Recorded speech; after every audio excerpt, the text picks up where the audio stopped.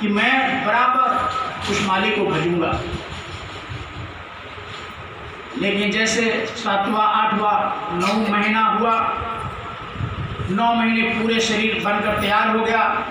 जब परमात्मा की कृपा से जब जीवात्मा अंदर में गुहार लगाया, जब हम लोग बाहर आए तो अंदर में प्रार्थना किया। वो रामायण में गोस्वामी जी कहा कि अब प्रभु कृपा करहु यही भांति, सभी तजी भजन करब दिन राति।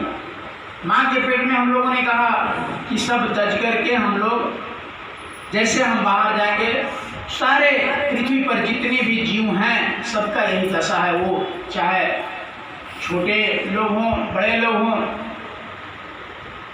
सबका माँ के पेट में 9 महीने ही रहते हैं और 9 महीने के बाद बाहर होते हैं। गुरु महाराज ने कहा कि उसमें कोई अंतर नहीं होता है।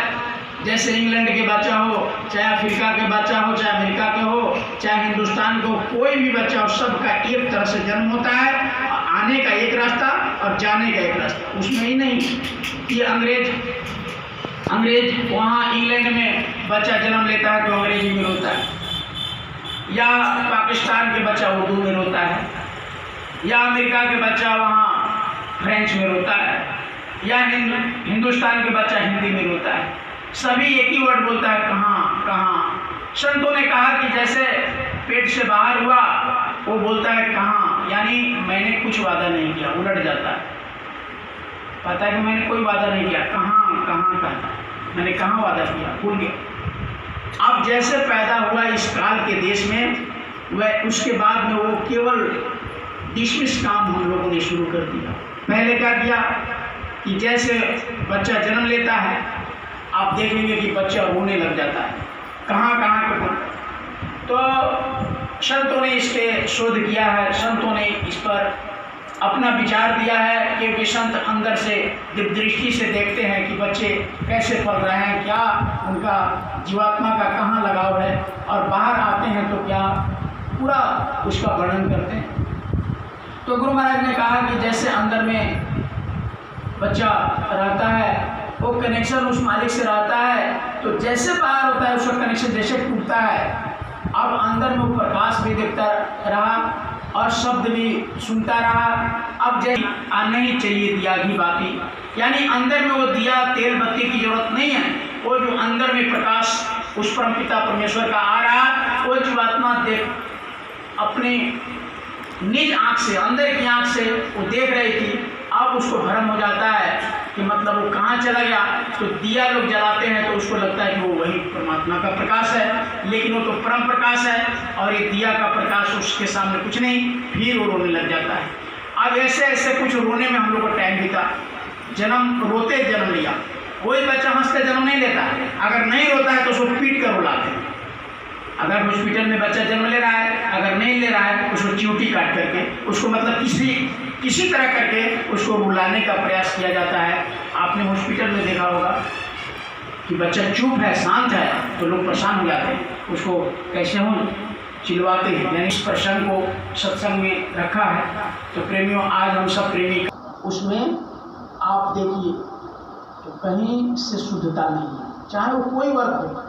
सबसे शुद्ध माना जाता है स्कूल को, विद्यालय को, कि वहाँ सरस्वती का वास है।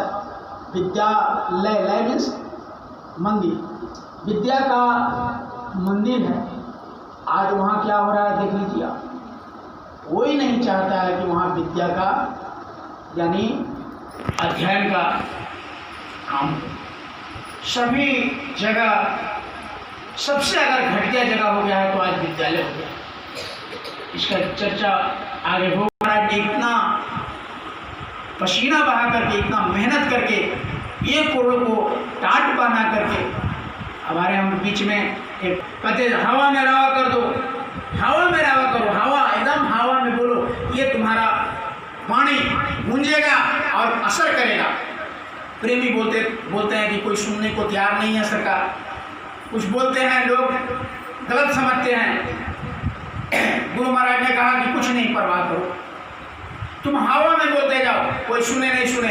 जंगल में चले जाओ, यानी पेड़ पौधे को सुना दो, उसकी पत्तियाँ गिरेंगी, उससे जो खाना बनेगा चूल्हे में वो जो खाएंगे उस पर संस्कार पड़ जाएगा। और आगे ऐसे ऐसे बच्चे जन्म लेंगे भारत में कि ये अपने बाप को भी नहीं बख्शेंगे। मेरे एक भी बाणी मन से जो बोल रहा हूँ वो खाली जाने वाला नहीं है। तुम इस बात को बताओ दुनिया में कि आगे सतयुग आने वाला है। कोई माई का लाल इसको रोकने वाला नहीं है, कोई रोक नहीं सकता। गुरु महाराज ने बहुत ऐसे बड़े बड़े ऐलान किए।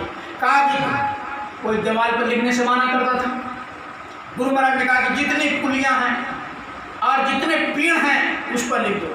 प्रेमियों ने पेड़ को छील करके सपाट बना करके घेर से 3 दिन बाद 4 दिन 5 दिन यानी 1 सप्ताह तो लिखता थे कि सतयुग आओ, तेरा हार्दिक स्वागत है, शाकाहारी बनो, संकट से बचो,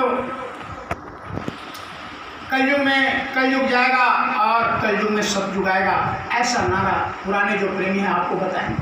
तो प्रेमियों, जिस समय कोई माहौल नहीं था अध्यात्म का, गुरु महाराज ने अकेला खड़ा किया इस अध्यात्म को। सब जगह सभी धर्म यानी टूट रहा था, हर धर्म विकृति। जैसे आज देख लीजिए, पहले हम लोग देखे हुए हैं, यही बोलबम है, लोग जाते